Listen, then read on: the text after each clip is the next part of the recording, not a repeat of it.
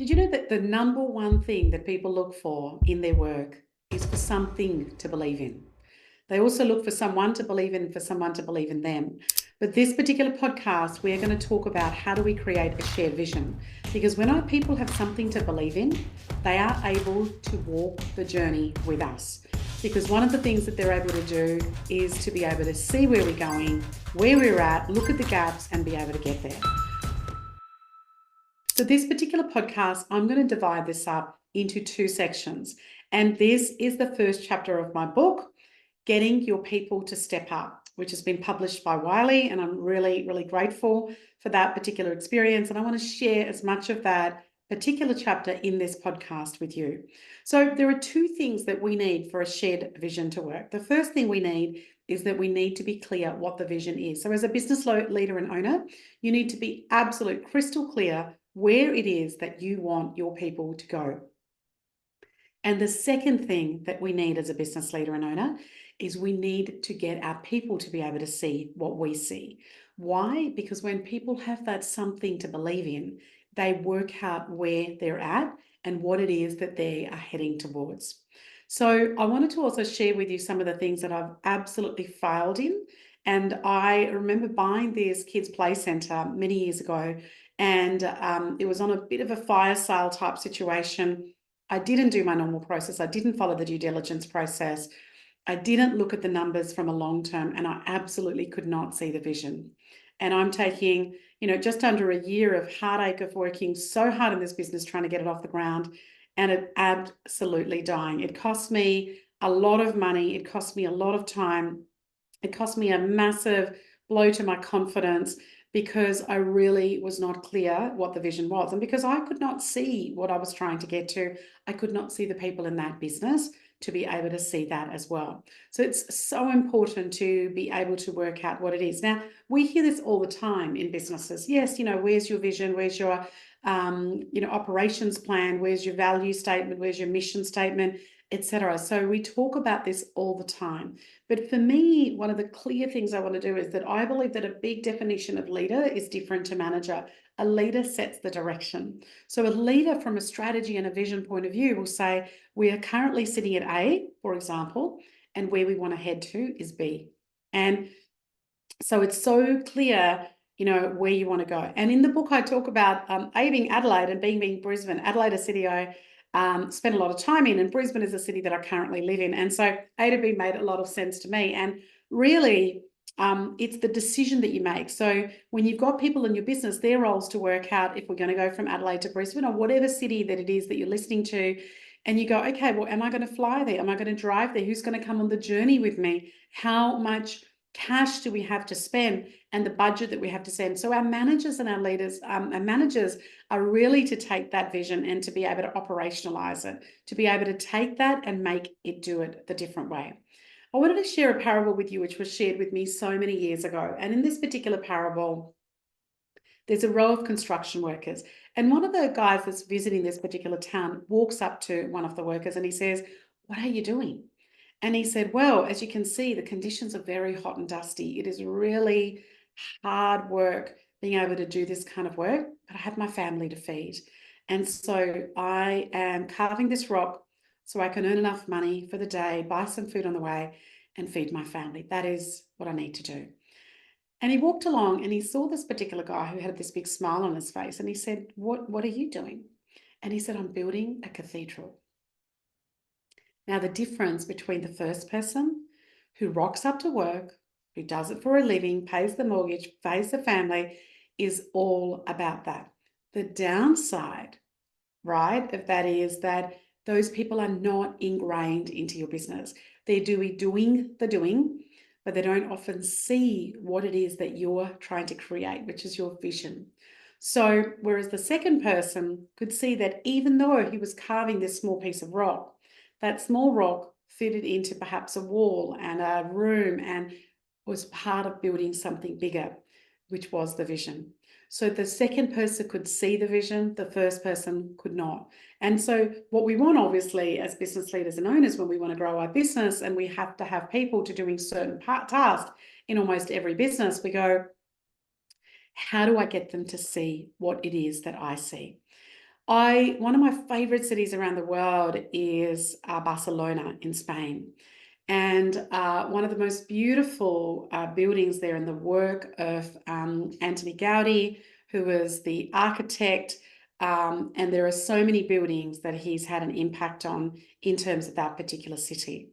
And so the Sagrada de Familia, like, is the church that has been being built for so long, hundreds of years. And one of the things, oh, not hundreds of years, 1883 is when the project actually started. And so when you actually start to look at that, he didn't just see, Gaudi just didn't see a place where people came and, worshipped. There are millions of churches around the world. His vision, as is spoken about, was that he knew that this particular project was not going to be completed in his lifetime. So he knew that it would take decades, if not centuries. So he saw himself as something part of bigger. He looked at the plans and models. He looked at who are the people that could, create that. And now it's had hundreds of millions of dollars that's been donated. There are people that are looking at being able to finish that particular thing. So actually having a vision sometimes also goes beyond your lifetime. And it's so important to be able to do that. I wanted to share with you a couple of big examples. So for example, when we look at some bigger companies that are very well known to us, Walt Disney's is to entertain, inform, and inspire the people. It's not about Mickey Mouse. It's not about how many movies they make. That is their overall clarity of vision. Tesla's is to accelerate the world's transition to sustainable energy. It's not even about a car. It's about sustainability. Amazon's is to be the Earth's most customer-centric company. So everything that they do is really about being customer-centric, etc. In the book, I've also interviewed some amazing people who are running small to medium-sized businesses as well. And, Tina Tower, who runs her Empire Builder and is an extraordinary woman, she talks about the fact that her and her team meet every 90 days. They have a channel for communication, for celebration, but also for connection. Sam Mathers, who runs and has a great vision in terms of making sure that the people are really right. One of their visions is to really help teenagers and beat obesity. And so they talk about, how they have awesome humans and they have a no wanker policy. And it's so important to be able to then work out what to do. So let's talk about the first part. So the two parts that I spoke about, how do we actually create a clear vision statement? And I want to share with you some of the things I've written in the book, but I also want to share with you, if you haven't got your vision clear, how to maybe get it clear. If you've got it clear, how to use this chapter and this particular podcast to get even more deeper and get more clarity in terms of what it is that you're doing. So the first thing is we want to sort of do some self-reflection before we do anything else as part of having a clear vision. That means that we want to be able to have some time to look at our values as a business leader and owner, our passions and beliefs. You might want to journal some of those things out. You might want to look at some of the things that are really important to you or that bring you a lot of joy. The second part is that we want to look at places and things that you do that really resonate with you, that really tap into your passions. Pay attention to these. It's so important to be able to do that. And if you're a business leader working in a bigger organization, same thing. Seek feedback and perspective. Question whether you've been there at the start of your business, at the start of your time in this particular business, whether you've been there for 5 or even 10 years. Constantly seek that feedback and talk to people about how others perceive your strengths and what it is that you could actually do that. It's so important that the vision of a business aligns to your core values. And that's why we are able to hire great people, right? If there's a misalignment, one of the things that happens is people will start, but often very quickly, there's a whole heap of problems that occur in the business. So one of the things you want to do is you want to make sure that that vision is really good for you as well as for other people. And how do we actually get, as business leaders and owners, how do we get them involved in the process? Well, one is that we might have a regular strategic planning session and a process. Most companies will do that at least annually, sometimes even more than that on a quarterly basis, where we review what the vision is. Is it still stands for what we do? I run lots of different strategic planning conversations and sessions with clients. And one of the things we talk about is that vision still valid. So when that happens, bring that up, ask for feedback, make sure that it's still relevant and it still resonates with people. And so I know that, any businesses I've had, it's been really, really important to make sure that I resonated with that business. And when I didn't, like the childcare one, the kids play centre, I couldn't get my team to see that. And as I said, it was a really expensive exercise.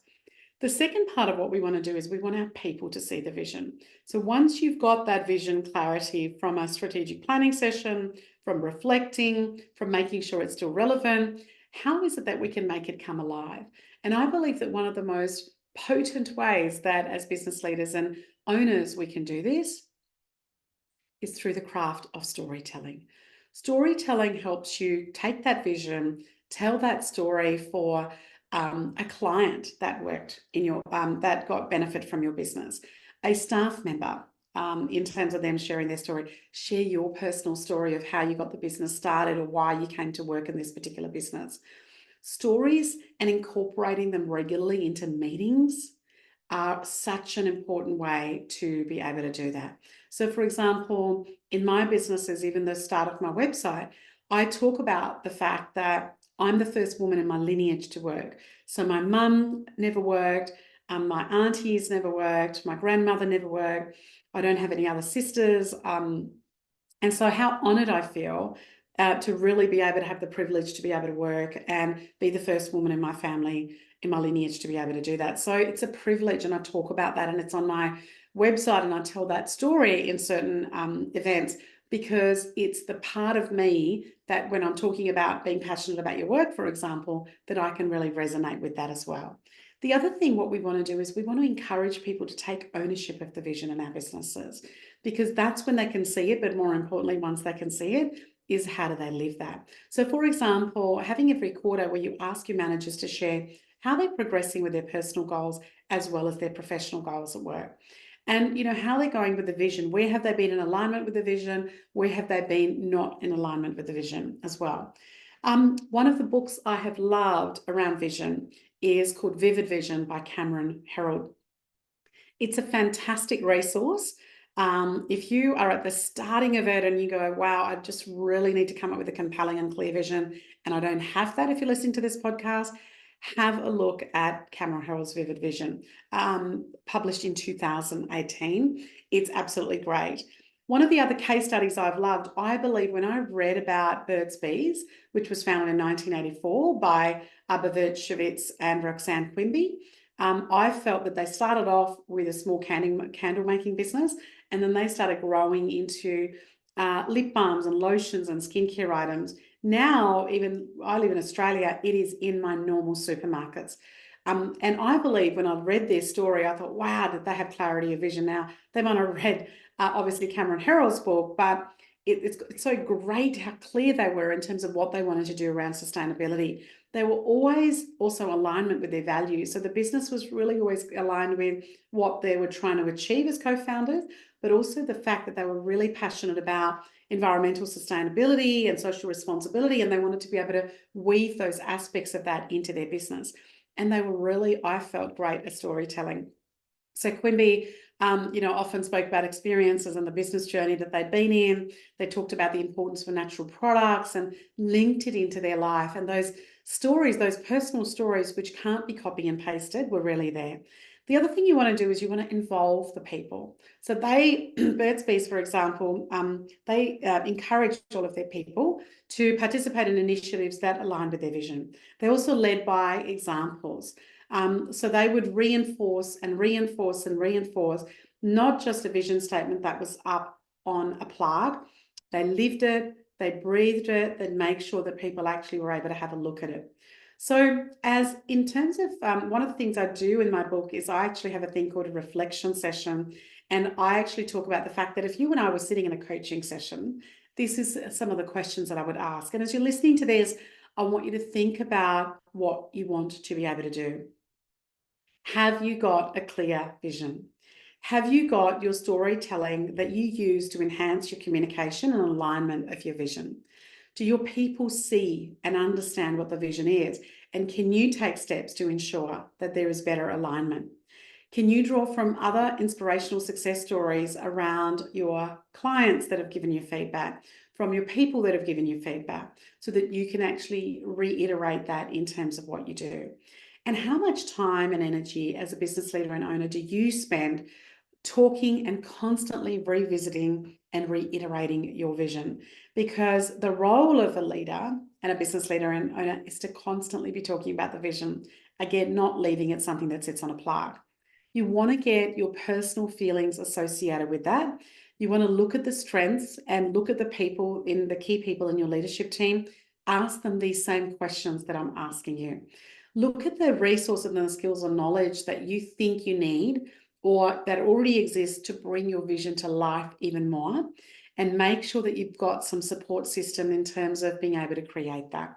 So in this podcast, I really wanted to share with you that people need something to believe in. That something is a vision. And if we can share that vision, like that second worker in the parable that I shared with you, they're the people that we want in our business, because it is so much easier to get them to step up than it is for somebody that is not highly engaged and does not see that.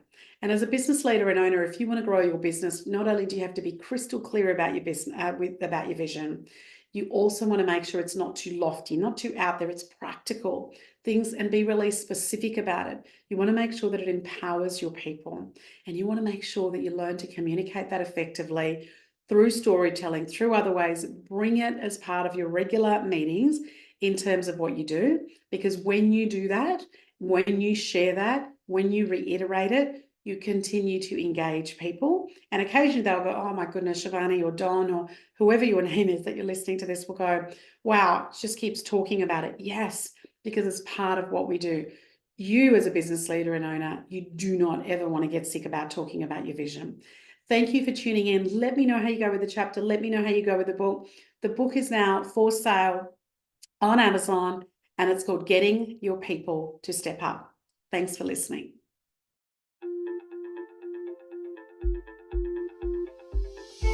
I'm Shivani Gupta, and you've been listening to the Grow Your Business podcast. I hope you got one idea that you can think about or perhaps even implement straight away in your business. Thank you for listening. Follow me on Facebook, Instagram, and LinkedIn under Ask Shivani. Remember, I call it Ask Shivani, so please send me your questions that I can address in this podcast for you. And I would also so appreciate if you went to the Apple Podcast to rate and review this podcast.